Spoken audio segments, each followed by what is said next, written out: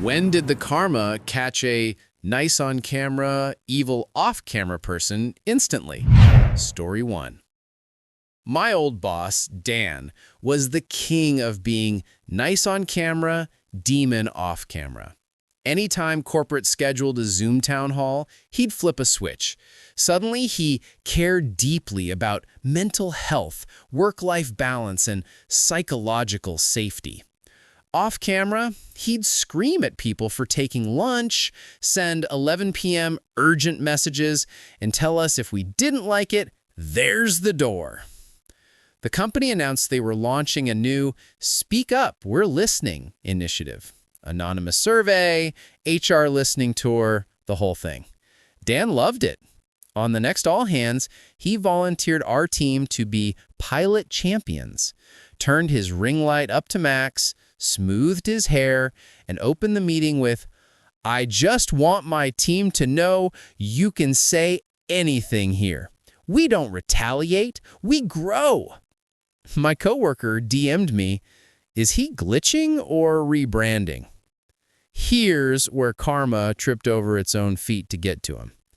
The HR director was sharing her screen to show survey participation stats. She meant to show big picture numbers. Instead, for a solid, painful 5 seconds, she shared the raw response dashboard, including our team's comments. No names, but we'd all been very specific. On 2,000-person Zoom, the following bullets popped up, huge. Manager regularly yells and threatens to fire people on calls. Told me to delay chemo because Q4 matters more. We joke that HR stands for he'll retaliate. And then the killer. I'm on Dan's last name. We are not safe. The chat exploded. Whoa, is this Dan's org? Someone check on them. Dan went silent. Camera still on, smile frozen, face draining of color. HR scrambled, stopped screen share, apologized, but the damage was done. The CEO unmuted. "We'll be following up on those comments immediately." Next week, Dan's camera stayed off in every meeting. By the end of the month, we got an email. Effective immediately, Dan is no longer with the company. The kicker? When HR did their follow-up interviews, every single person on the team said the same thing. We only believed the survey was truly anonymous when we saw those comments leak in front of the CEO and nobody got fired on the spot. His own, "look how transparent I am," meeting turned into the receipt that finally got him. Story 2. When I was 9, my parents were in a nasty custody battle. My dad loved his phone. Every visit, he'd prop it up somewhere and say, "Let's get a video for the judge, kiddo. Show her how much fun we have." On camera, he was Super Dad trademarked. Ice cream, piggyback rides, "I love you more than anything in the world." Off camera, the moment the recording stopped, he'd nitpick, insult my mom, and call me dramatic if I cried about missing her. He'd make me redo takes if I didn't look happy enough. Literally. Again, bigger smile. "The judge needs to see you're happier here." Those videos got played in court all the time. I watched my mom flinch as the judge commented, "He seems very engaged." She'd try to explain what he was like when the phone wasn't recording, but it sounded like bitterness. Nice on camera, evil off camera, doesn't show up on legal paperwork. One day, during supervised visitation, the court-appointed social worker told my dad they needed a recording of a typical visit for the file. Dad was thrilled. He went straight into performance mode, joking, hugging me, asking about school. The social worker put her phone on the table, lens pointed at us, little red light blinking. What Dad didn't know, it was already recording before he started his performance. He leaned close and hissed in my ear, "You remember what happens if you tell them you want to live with your mom, right? You'll never see me again, and that'll be your fault. I stared at the phone, at the red light, at the social worker who was pretending to look at paperwork. Dad pulled back, big TV smile. Okay, rolling. He started his usual routine. Hey, sweetheart, tell him how much fun we have, huh? And something in me just snapped. I turned straight to the camera and said very calmly, this is the part where he acts nice for the video. Before this, he told me if I choose mom, I'll never see him again and it'll be my fault. That's not in the other videos, right? My dad actually lunged for the phone. The social worker stopped him. In court, they played that clip, no editing. Judge watched my dad's threat, then his instant flip into nice guy mode, and then me calling it out in real time. Visitation changed that day. So did custody. I live with my mom now. My dad's new thing is posting inspirational quotes about parental alienation. He still loves cameras. They just don't love him back anymore. Story 3. My ex-fiancée, Lena, is a mid-tier lifestyle influencer. Think pastel grids, be kind captions, and videos of her donating old makeup to shelters while wearing full glam. When we started dating, I thought the camera Lena was who she really was. Sweet, thoughtful, always talking about gratitude. But over time, I learned there was content Lena and regular Lena. Content Lena, filming herself surprising me with concert tickets. Regular Lena, screaming at me an hour earlier for not ironing her dress. Content Lena, posting about treating service workers like royalty. Regular Lena, snapping her fingers at waiters and calling them background. Anytime I confronted her, she'd say, people don't want to see the messy stuff, okay? Just focus on the good. Fast forward to our wedding.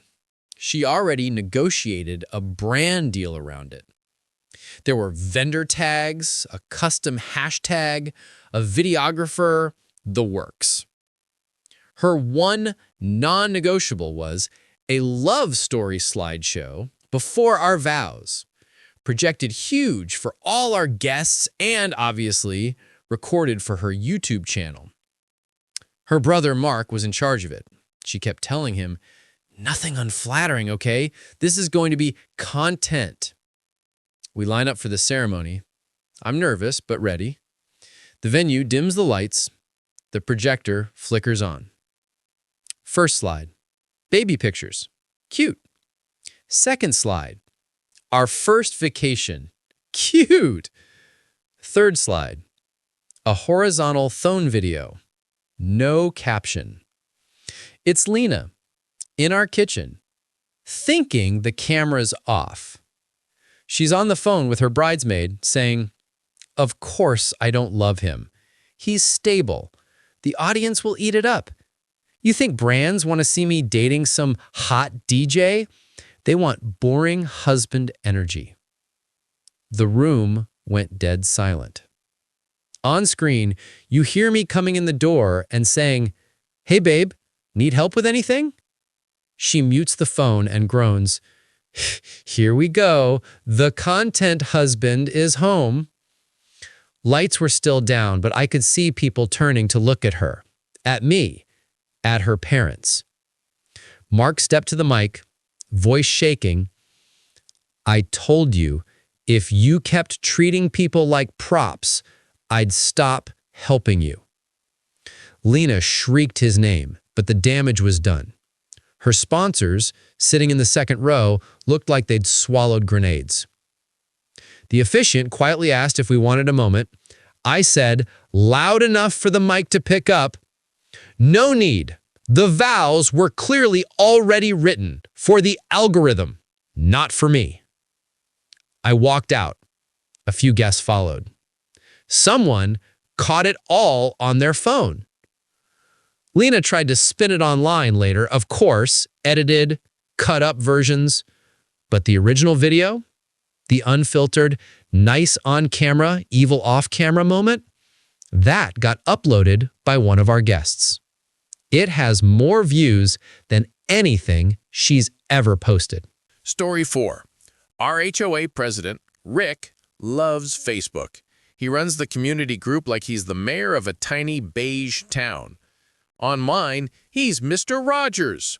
Let's help elderly neighbors with snow. Please be kind to the landscaping staff. He comments heart emojis on every post about lost cats. In real life, he's a jerk. He's left nasty notes on people's doors about tacky decorations, yelled at kids for drawing chalk on the sidewalk, and once told my pregnant neighbor she had no excuse for leaving her trash cans out past noon. He especially hates Halloween decorations, calls them visual clutter. This year, my next-door neighbor, a single mom, went all out because her twins were finally old enough to enjoy it. Fake cobwebs, inflatable ghost, the works. Rick posted in the group, "Love the festive spirit, just a reminder to keep decorations tasteful." That same night, around midnight, my Ring alerts went off. I checked the feed, and there he was, Rick, creeping around in a hoodie, yanking down the cobwebs and stabbing holes in the inflatable ghost with his car keys.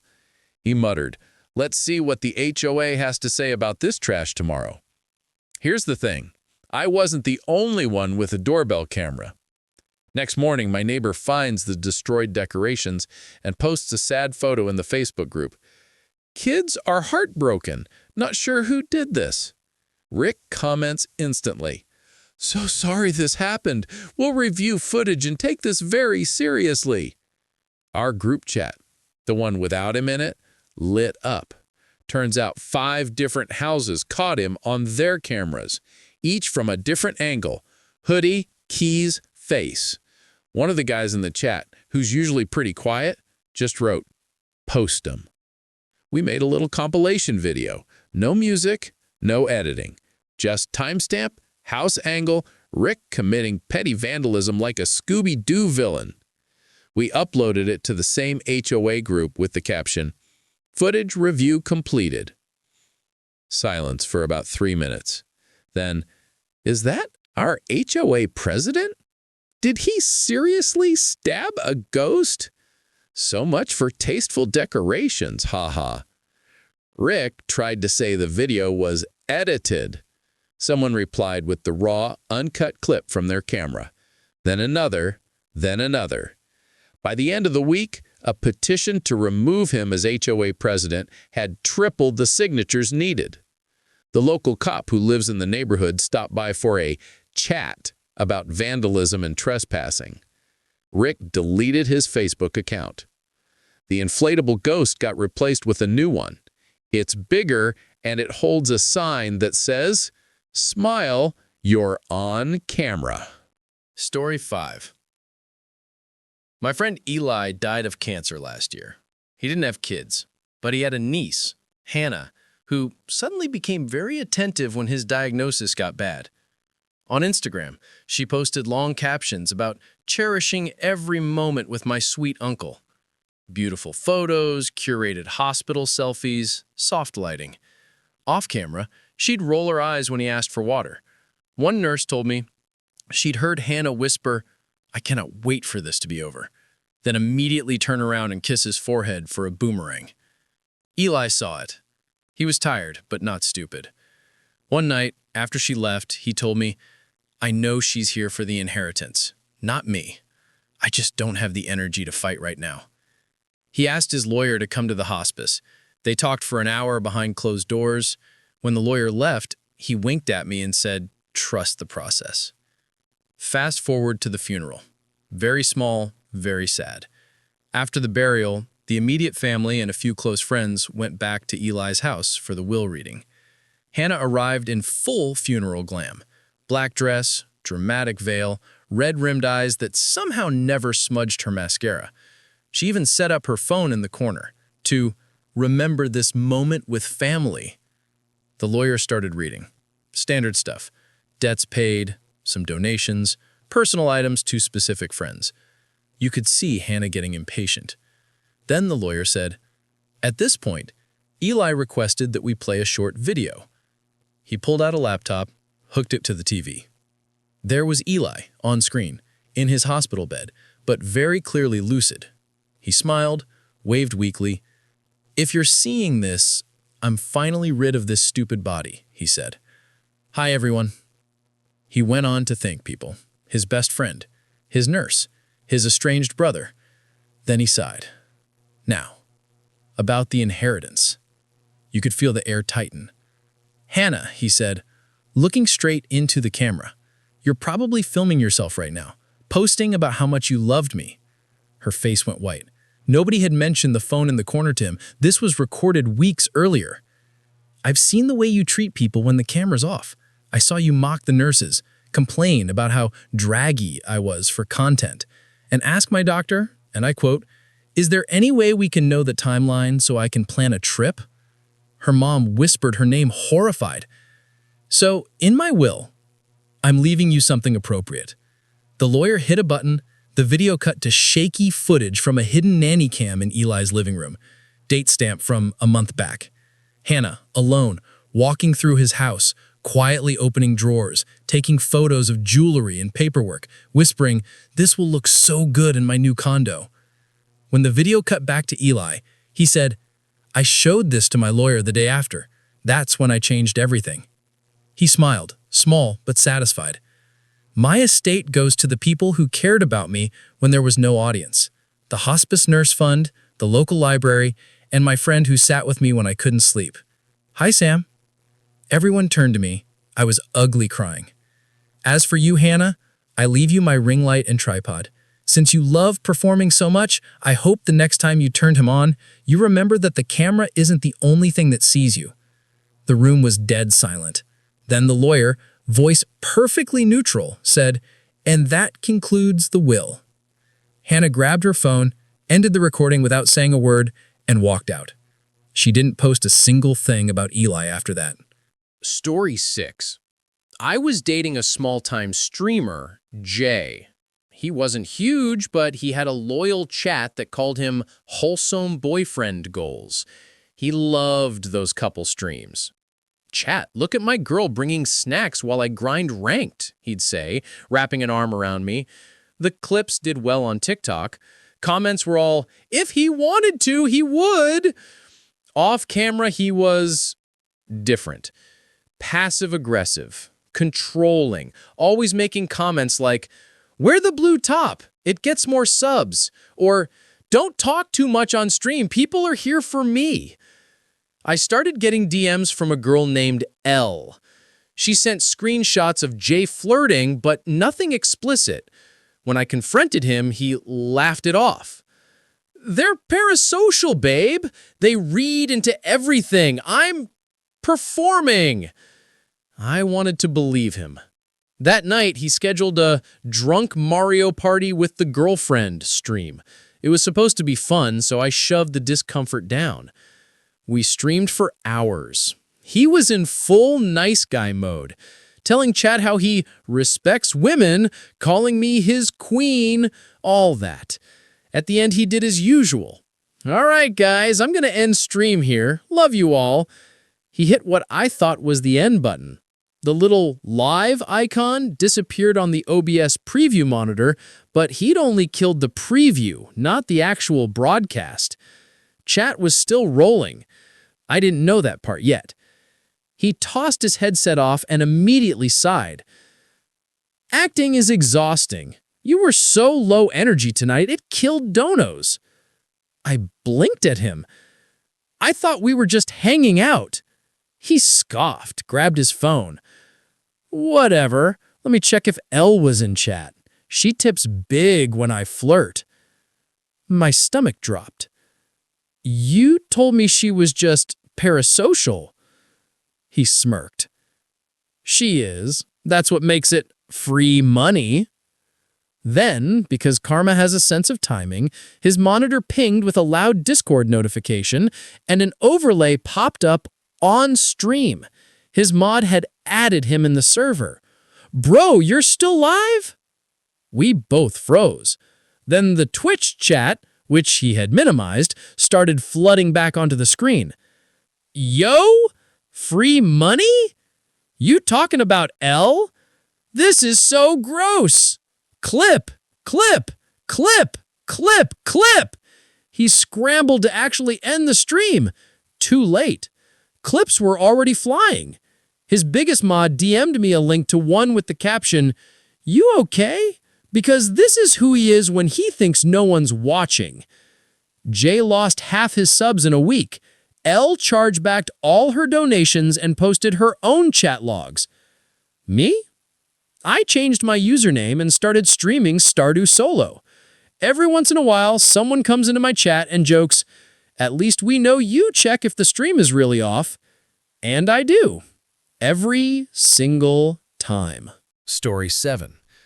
My son's 6th grade English teacher, Mrs. Carter, had a reputation.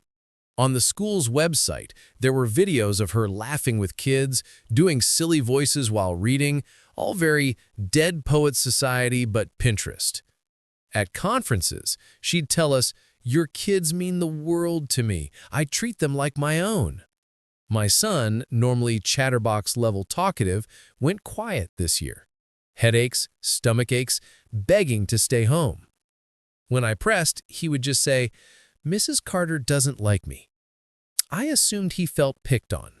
Mrs. Carter assured me, smiling sweetly, that he was just sensitive and she was pushing him to reach his potential.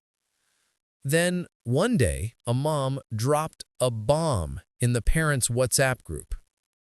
"Did your kids mention Mrs. C's phone jail rant? Check their Google Drive." Our school issues Chromebooks. Every kid has to record at least one presentation per quarter and upload it to a shared folder. Mrs. Carter had recorded herself giving an example presentation on persuasive writing, except she'd forgotten to stop the recording. My son, bless him, had opened it at home because the title was "Persuasive Fun Example!" Smiley face, and then just quietly shared the link with me. The video started normal enough, Mrs. Carter in front of the board, projecting warmth, explaining hook, argument, conclusion. Then she dismissed the class to independent work and walked over to a desk just off screen. You hear her say, "If one more of you little gremlins asks to go to the bathroom just to play on your phone, I swear." She picks up a kid's phone, reads a text out loud in this mocking baby voice. "Yeah, you should be. Maybe you'll shut up and learn something." Then quieter, but still perfectly clear, "These parents are so gullible. Cry a little at conferences and they eat it up." She imitates a parent's voice, whining, "He says you're mean," then drops back into her own. "Of course I'm mean. The world is mean. I'm preparing them." She laughs, this ugly little sound.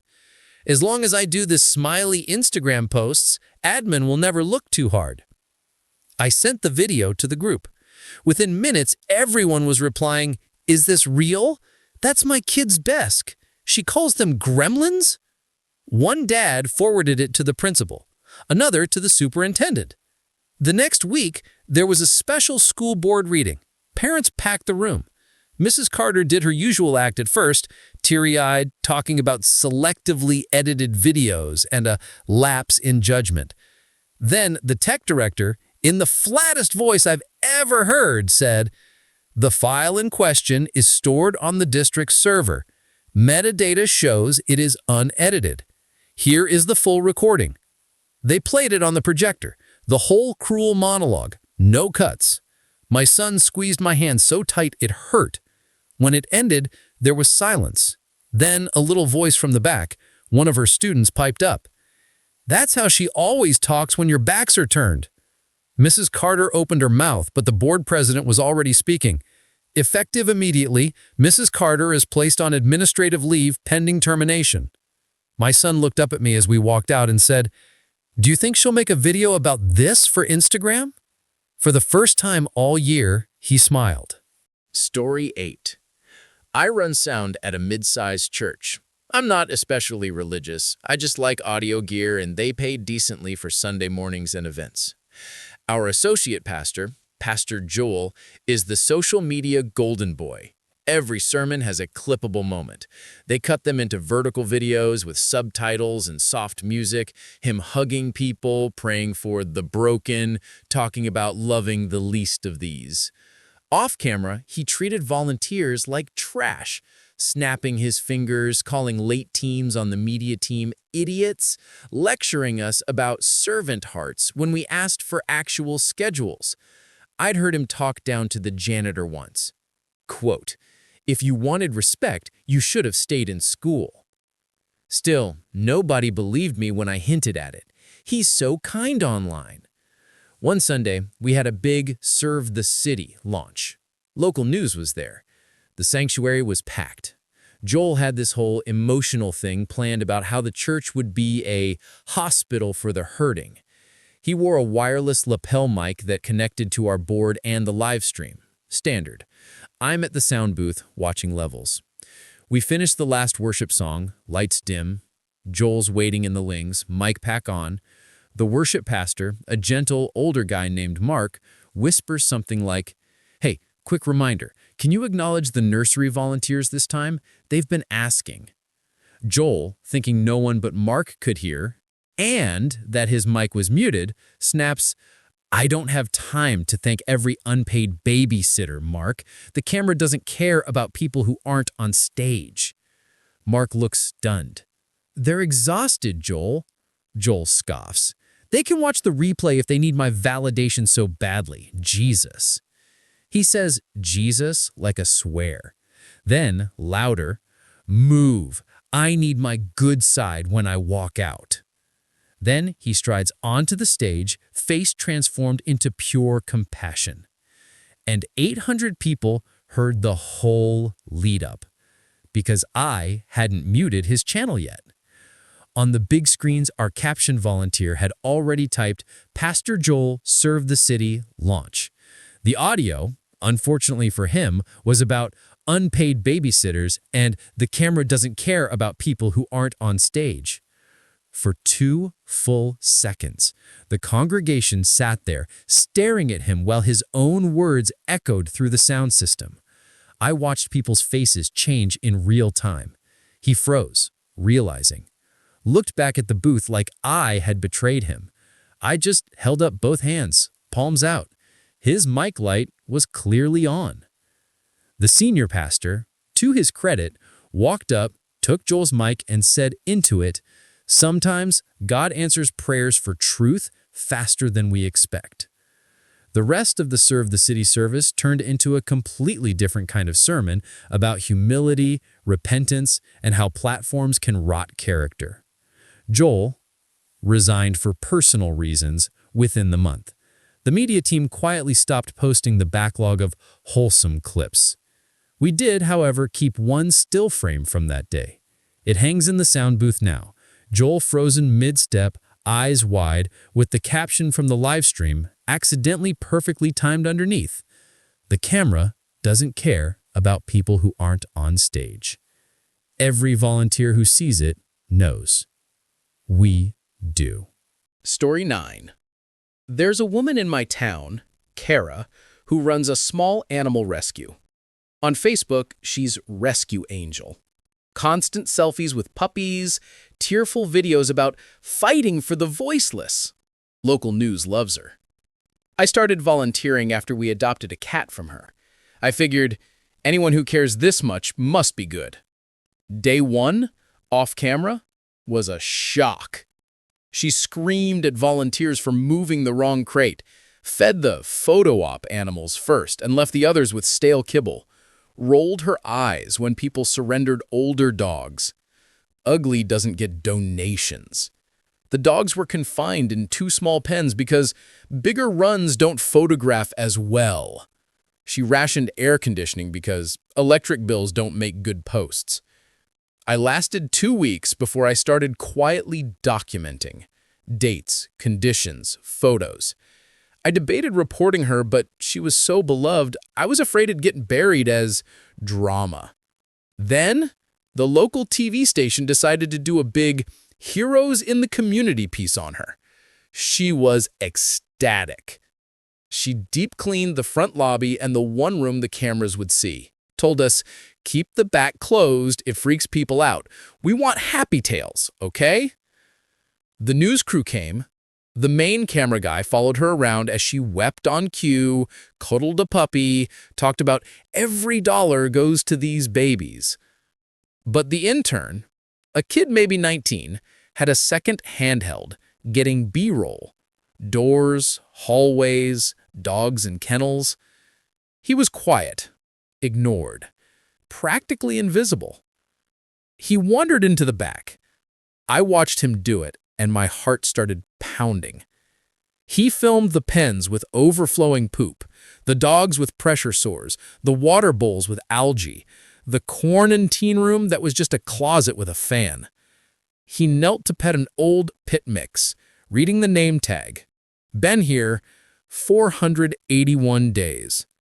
No mention of her on the Facebook page, ever. 2 days later, the segment aired. It started exactly how Carol wanted. Soft piano, her talking about sacrifice, shots of her kissing puppies. She'd clearly prepped her makeup for HD. Then the anchor's voice shifted. But when our cameras kept rolling after the interview, cut to the intern's B-roll. No music, just raw sound. Dogs whining, the dripping of a leaking pipe. Kara in the background of one shot, shoving a volunteer and hissing, "Hide that one, its eye looks infected." On screen, they blurred the volunteer's face, not hers. They brought on a local vet who'd volunteered once and never gone back. She calmly explained what neglect looks like, how long those conditions take to form. The station listed the number for the county animal control hotline. The rescue's comment section went nuclear. People posting, "Is this true? I donated my rent money to you. Where is this dog? That's my surrender." Kara posted a shaky selfie video insisting the footage was edited to make her look bad. Someone posted the raw clip from the news site's uncut B-roll link. Animal control raided the next week. Dogs were removed, charges were filed. The sign that said Rescue Angel Sanctuary came down. The intern DM'd me from his burner account. Did we do the right thing? She seemed like she loved the camera. I sent him a photo of the old pit mix, now curled up on a clean bed at a real rescue, a soft toy under her paw. I wrote back, "Yeah, you did the right thing." Story 10. My parents own a small duplex. Nothing fancy, just enough extra income to help with retirement. Last year, they rented the top unit to a woman named Mia. On TikTok, she was @GentleMinimalist. Millions of views, videos of her watering plants, journaling, talking about being a good tenant and respecting spaces that aren't yours. She even made a tour of the duplex when she moved in, out of courtesy, she said, tagging it #SupportSmallLandlords. My mom cried when she saw it. Off camera, Mia was a nightmare. She blasted music at 2 a.m., then posted morning videos about slow, quiet starts. She overflowed the trash and left bags in the hallway. She forgot to pay rent twice, but somehow managed a daily latte and weekly Amazon hauls. When my dad gently reminded her of the lease terms, she laughed. "You wouldn't evict me. I literally boosted your property online." She started weaponizing her following, subtle posts about landlords who don't understand boundaries, hinting at unsafe vibes downstairs. My parents are two retired teachers whose idea of a wild night is watching a second episode of Jeopardy! Things escalated when they found their backyard trashed after one of her sustainable clothing swap parties. Dad finally gave her notice to vacate. Legal, written, 60 days.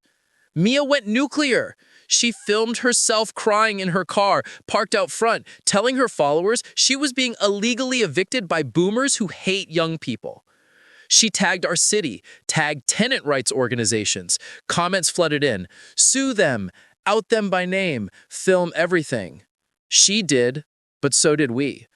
I'm a software engineer, and I'd installed motion-activated cameras in the common areas after the third time packages went missing. Hallway, front porch, laundry, all with signs, all legal. Mia never seemed to notice or care. In small claims court, she showed up with printed stacks of her own TikTok screenshots as evidence. Long captions about harassment and constant banging on the ceiling. My parents' lawyer, a calm, middle-aged woman, listened patiently. Then she said, "Your Honor, may we present defendants' exhibits A through F?" She rolled in a monitor. Exhibit A, hallway camera footage of my dad politely knocking at 7 p.m. with a typed notice about trash and noise. No banging, no yelling, just, "Hey, Mia," in his soft teacher voice. Exhibit B, laundry room cam showing Mia dumping other tenants' clothes on the floor, then filming a TikTok about finding random clothes in the dryer with a fake confused laugh. Exhibit C, porch cam, capturing her throwing a full garbage bag off the balcony because stairs are annoying, followed by a TikTok later that day picking up trash from mysterious litter bugs for content. The judge watched, expressionless. Then the lawyer pulled up Exhibit D, a TikTok where Mia turned the camera to the ceiling and said, "They're stomping again. I'm literally shaking." And then hallway footage, same timestamp, showing my parents sitting silently at their kitchen table reading. You could hear the clock ticking, no stomping. Mia tried to claim the videos were deep fakes. The judge actually snorted. "Miss Collins, the metadata matches your posts. These cameras are clearly marked. You can't curate reality in here." In the end, not only did the court find the eviction notice lawful, they ordered her to pay for damages to the yard and hallway. Her last TikTok from our place was a shaky clip of her moving out, captioned, "Sometimes life forces you into a new chapter." Someone had already found the court records and posted them in the comments. Top light comment: "Turns out the landlord wasn't the villain, it was the main character." Story 11. I'm a flight attendant. We get a lot of influencers, but this woman was next level. Boarded in a pastel sweatsuit, phone on a tripod, immediately started filming herself, placing a little "Be kind" sticker on the bulkhead. "Starting my compassion journey in the skies," she said to the camera, voice all soft and breathy. Her seat was in Economy Plus. She insisted she'd been promised business by the airline because of her following. When my coworker gently explained that no, upgrades cost money, she smiled for the camera and said, "No worries at all. See, guys? Always treat staff with respect." The second the camera dropped, she turned to me and hissed, "Get me someone who speaks actual English and knows what a partnership is. I'm not sitting next to the bathroom." I offered to move her one row forward. She rolled her eyes. "My manager will email your CEO. This is embarrassing." She spent taxi and takeoff recording cutesy clips about gratitude for the little things. In between takes, she snapped at the older man next to her for breathing too wet and told a mom behind her that her baby's noises were brand damaging. About an hour in, we hit light turbulence and had to pause service. She immediately rang her call button. "Hi," she said, camera already aimed at my face. "Tell my followers why you won't give me the vegan meal I requested." I knew for a fact she hadn't ordered one. It was a full flight. We didn't have extras. I smiled and said, "Unfortunately, there was no special order noted, ma'am. We'll do our best with available options once it's safe to move." She swung the camera back to herself, fake pout on. "See, guys, this is why you advocate for yourself. I'll just go hungry, I guess." The guy across the aisle had had enough. Turns out he was a travel vlogger too, smaller but still legit. He'd been quietly filming B-roll of the cabin and had caught her entire pre-flight tantrum about the upgrade plus the way she spoke to the mom and my coworker. He cleared his throat. Hey, you might want to redo that narrative, 'cause I've got receipts. He held up his phone. On the screen, a video of her saying, off camera, voice dropped, "If I make a big enough fuss, they'll comp something. They always do. Watch this." The people around her leaned in to see. A couple started laughing. The mom she'd shamed for the crying baby just raised an eyebrow. Our Wi-Fi kicked in, and while she was still mid-flight filming more mistreated by airlines content, his clip hit Twitter. Other passengers tagged the airline, her sponsors, and, the best part, her own account. By the time we landed, her original "I'm being starved" video was up, and the comments were already flooded with, "Girl, we just saw the uncut version from seat 14C. Not you bullying a baby then preaching kindness. Imagine getting exposed in the same cabin you're lying about." She tried to push past everyone at deplaning, muttering about defamation. The older man next to her just smiled and said, "Don't worry, the camera will see you." And this time, it did. Just not the way she wanted. Story 12. I volunteered on a local campaign for a city council candidate, Derek. Online, he was all about servant leadership. Tons of videos of him shaking hands at farmers markets, kneeling to talk to kids at eye level, thanking volunteers by name. In the real world, he called us interns, even though none of us were getting paid. He'd bark, "Smile more, you're in the shot," then ignore us when cameras weren't around. He had a special trick for canvassing. He'd carry a bag of candy and hand it to kids while telling their parents, "We need to build a sweeter world for them, right?" Off camera, he'd toss the half-empty bags at us and say, "Log the addresses. Parents with kids are easy. Scared voters are loyal voters." The night it blew up was our big televised town hall. Local station, live audience, live stream. Beforehand, Derek gathered us in the green room, recorded a tech talk hyping my amazing volunteer family. He made us all squeeze in, arms around each other, huge smiles. The second he hit stop, he dropped his arm and said, "Okay, kiddos, remember, plant soft balls in the Q&A. Nothing about the zoning corruption thing." One of the college volunteers, Lily, said quietly, "We were told we could ask real questions." He rolled his eyes. "Sweetie, democracy is a brand. We control the narrative or we lose. Do you want the fascist guy to win?" He walked out without waiting for an answer. Here's what he forgot. Lily ran the unofficial volunteer group chat, and she was done. 10 minutes before Derek went on stage, she forwarded screenshots of his messages calling one neighborhood lost cause trash, telling us to avoid doors with Black Lives Matter signs, "They don't vote anyway," to the entire chat with one line, "You all deserve to see this before you clap for him." One of the guys in the back row of the audience opened it right as we started clapping Derek onto the stage. You could watch the realization roll through the crowd as phones buzzed. Screens lit up. Then came the Q&A. Derek pointed to a random audience member he thought was one of his plants. My friend in the back, what's your question?" The guy stood, holding up his phone.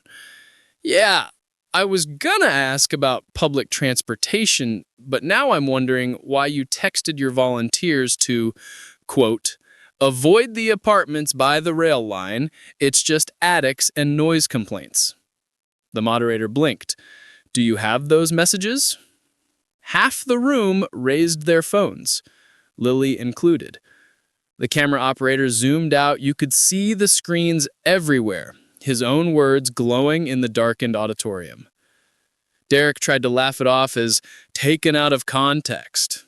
The moderator, smelling blood and ratings, said, "We're live. Context away." They read them. On air.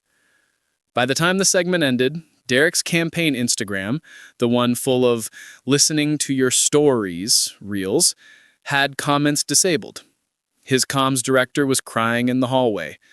Lily quietly slipped off her volunteer badge and tossed it in the trash. That's the last time I clap for a man who only listens when the cameras are rolling, she said. The next morning, Derek suspended his campaign to spend more time with family. Translation: Karma finally pulled higher than he did.